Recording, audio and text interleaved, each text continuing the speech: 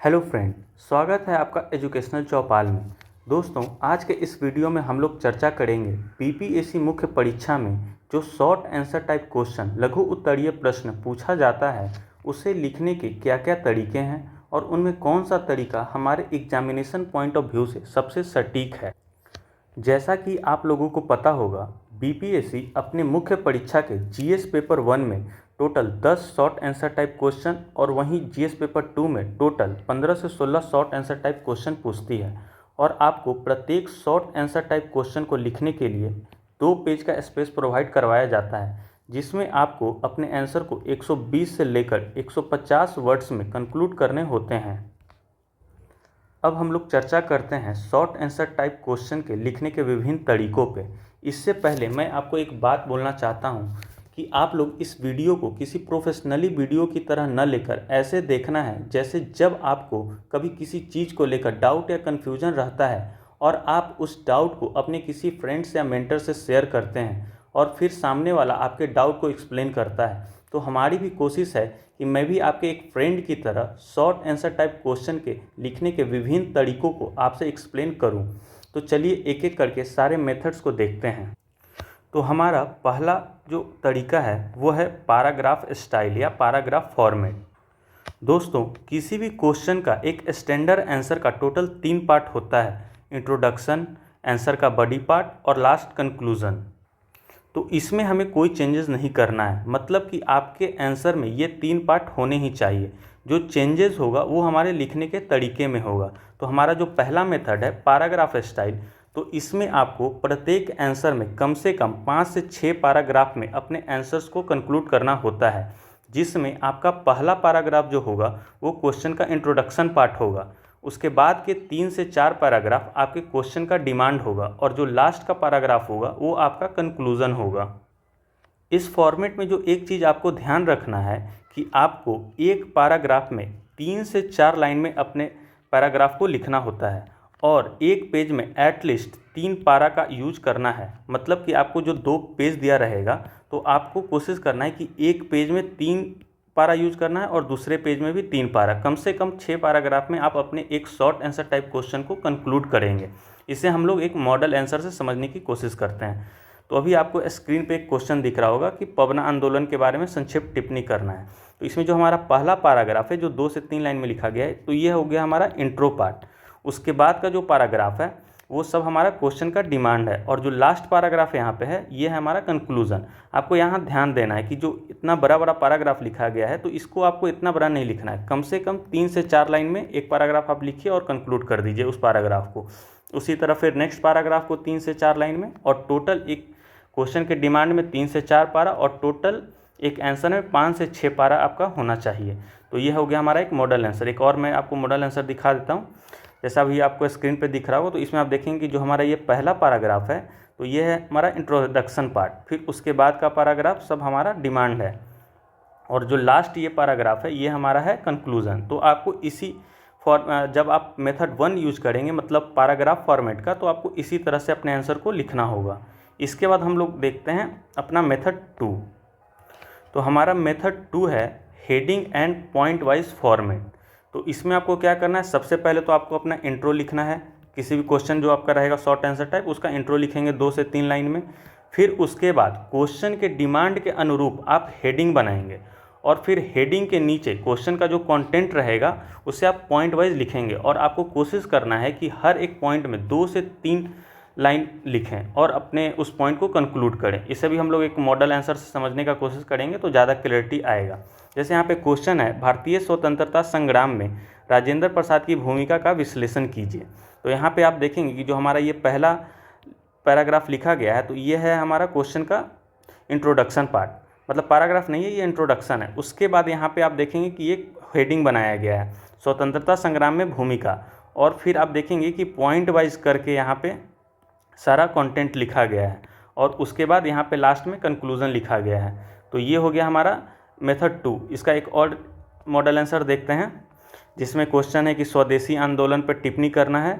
तो इसमें स्टार्टिंग में 2 से 3 लाइन में हमारा इंट्रोडक्शन लिखा गया है, फिर हमारा ये पहला हेडिंग दिया गया है और फिर उसके नीचे 2-2 लाइन में करके हमारा कंटेंट लिखा गया है और उसके बाद फिर से एक नया हेडिंग दिया गया है क्वेश्चन के डिमांड के अनुरूप, फिर उसमें भी पॉइंट वाइज करके सारा कंटेंट लिखा गया है, फिर उसी तरह तीसरा हेडिंग दिया गया और फिर पॉइंट लिख के लास्ट में हमारा कंक्लूड किया गया है। तो ये हमारा मेथड 2 का एक मॉडल आंसर हो गया। अब हम लोग अपना तीसरा और आखिरी मेथड देखते हैं, जो है हमारा हेडिंग और सब हेडिंग फॉर्मेट, जो सबसे प्रचलित है। तो इस मेथड में क्या करना होता है कि आपको सबसे पहले अपना इंट्रो लिखना होता है, फिर क्वेश्चन के अनुरूप हम लोग हेडिंग देंगे और उस हेडिंग के नीचे सब हेडिंग देंगे और सब हेडिंग को 1 से 2 लाइन में एक्सप्लेन करेंगे। ठीक है, तो इससे भी हम लोग मॉडल आंसर समझने का कोशिश करते हैं, ज़्यादा आसानी होगा। जैसे यहाँ पे क्वेश्चन है कि भारतीय संविधान की प्रस्तावना की प्रकृति और महत्व का मूल्यांकन कीजिए। तो इस क्वेश्चन में टोटल 2 डिमांड पूछा गया है।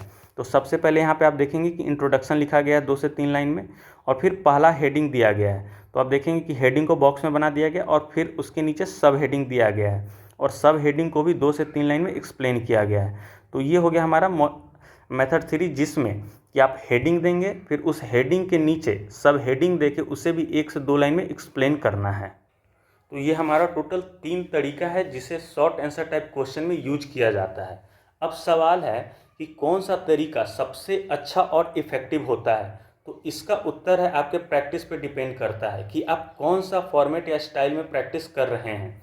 इसके अलावा अगर एग्ज़ाम के सारे सिनारियों को कंसीडर करते हुए सबसे अच्छा और इफ़ेक्टिव तरीका की बात करें तो यह है हमारा तीसरा, और दूसरा भी हो सकता है, लेकिन तीसरा सबसे ज़्यादा इफ़ेक्टिव है।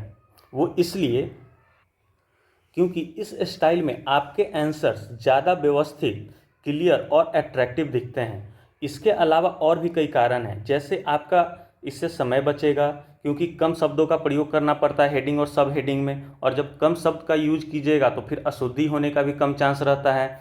फिर कॉपी चेक करने वाले को पढ़ने में भी आसानी होती है। इस तरह के बहुत सारे फ़ायदे हैं मेथड 2 या मेथड 3 के यूज करने पे। अब सवाल उठता है कि एग्ज़ाम में कौन सा तरीका यूज करना चाहिए या कौन सा तरीका सही है। तो इसका उत्तर है तीनों with terms and condition. Actually exam में हमारे सामने बहुत तरह के कंडीशन आते हैं, जैसे समय का किल्लत होना, न्यू क्वेश्चन का आना, लिमिटेड कंटेंट का ध्यान आना कुछ कुछ प्रश्नों में इत्यादि। तो ऐसे में हम लोग क्वेश्चन के नेचर के अकॉर्डिंग अपना स्ट्रेटजी चेंज करते रहते हैं एग्जामिनेशन के दौरान। जैसे एग्जाम्पल से समझते हैं कि मान लेते हैं कि कोई क्वेश्चन आया और उस क्वेश्चन में हमारे पास सफिशिएंट कंटेंट है, तो ऐसे स्थिति में हम लोग मेथड 3 का यूज करेंगे, जिसमें हमारे पास सफिशिएंट कंटेंट है। तो हम लोग आराम से हेडिंग सब हेडिंग दे के क्वेश्चन को अच्छे से एक्सप्लेन कर देंगे। अगर किसी क्वेश्चन में लिमिटेड कंटेंट है और एक हेडिंग के अंदर हमें 2 से 3 ही पॉइंट रिकॉल हो पा रहा है, तो वैसे कंडीशन में हम लोग पॉइंट हेडिंग और पॉइंट वाइज जो मेथड 2 है हमारा उसे यूज करेंगे। तो ऐसे में होगा कि हम लोग उसी 2 से 3 पॉइंट को 3 से 4 लाइन में एक्सप्लेन करके अपना पेज को फुलफिल कर देंगे। और जो हमारा पहला मेथड है उसे भी हम लोग यूज़ कर सकते हैं। वो किस कंडीशन में, जहाँ पे हमारे पास बहुत ही लिमिटेड क्वेश्चन है। जैसे होता है क्या है ना कि एग्जाम में कभी कभी आपको 1-2 प्रश्न आउट ऑफ बॉक्स मिल जाएंगे जिसके बारे में आपके पास बहुत लिमिटेड कंटेंट होगा। तो ऐसे में हम पैराग्राफ वाइज यूज करके और किसी तरह से बात बना के क्वेश्चन को कंक्लूड कर सकते हैं। तो यही है, एग्ज़ाम के दौरान आपको प्रेशर को न्यूट्रलाइज करने के लिए आपको हर तरह से आंसर को लिखने आना चाहिए और ज़रूरत पड़ने पे आप तीनों मेथड का यूज कीजिए। और एक और भी अच्छा मेथड है जो मेथड 2 और मेथड 3 का हाइब्रिड फॉर्मेट है। अगर आपको एक क्वेश्चन का मान लेते हैं 2 से 3 डिमांड है और पहले डिमांड में आपको हेडिंग और सब हेडिंग पता है, लेकिन दूसरे डिमांड जो दूसरा क्वेश्चन का डिमांड है उसमें सब हेडिंग नहीं बन रहा है, तो आप उसका हेडिंग दीजिए और उसमें पॉइंट वाइज लिखिए। तो ये हाइब्रिड तरीका और ये सबसे ज़्यादा प्रचलित है, तो आप लोग इस मेथड का भी यूज कर सकते हैं। तो ये हो गया हमारा शॉर्ट आंसर टाइप क्वेश्चन लिखने का विभिन्न तरीका और उससे रिलेटेड डिफरेंट क्वेश्चन कि कौन सा तरीका सही है, कौन सा तरीका एग्जामिनेशन में यूज किया जा सकता है और कौन सा सबसे ज़्यादा इफेक्टिव होता है।